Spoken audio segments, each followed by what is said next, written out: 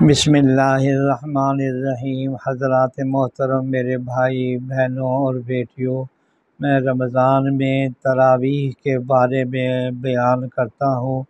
قرآن کریم میں ہے شہر رمضان الذی انزل فیہ القرآن، یعنی رمضان کا مہینہ جس میں قرآن کریم اتارا گیا ہے۔ تو اس مہینے میں قرآن کریم کا ختم کرنا اس وجہ سے مسنون ہے کہ قرآن کریم کا نزول اسی مہینے میں ہوا ہے۔ پس جو شخص اس مہینے میں قرآن شریف ختم کرتا ہے وہ تمام برکات کا وارث ہو جاتا ہے، کیونکہ رمضان کا مہینہ تمام اسلامی خیر و برکات کا جامع ہے۔ ہر قسم کی دینی برکت اور خیر جو تمام سال میں کسی کو ملتی ہے وہ اس عظیم الشان مہینے کی برکت سے آتی ہے۔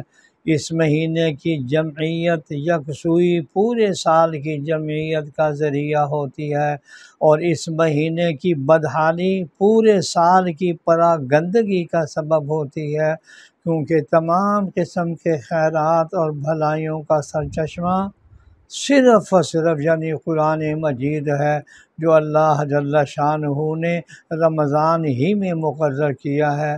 قرآن کریم کی تلاوت کو معمول بنائیے، اس کے ایک ایک حرف پر 10 نیکیوں کا ملنا کتنی بڑی دولت اور نعمت ہے۔ لہٰذا میں اپنے تمام بھائی بہنوں اور بیٹیوں سے درخواست کروں گا کہ رمضان میں جتنا قرآن کریم پڑھ سکتے ہیں پڑھیں۔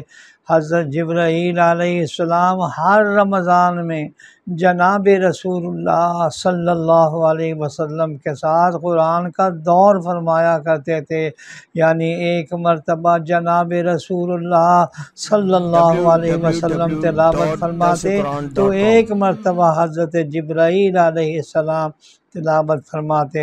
یا اللہ ہمیں قرآن کی قدر کرنے کی توفیق عطا فرما، آمین یا رب العالمین۔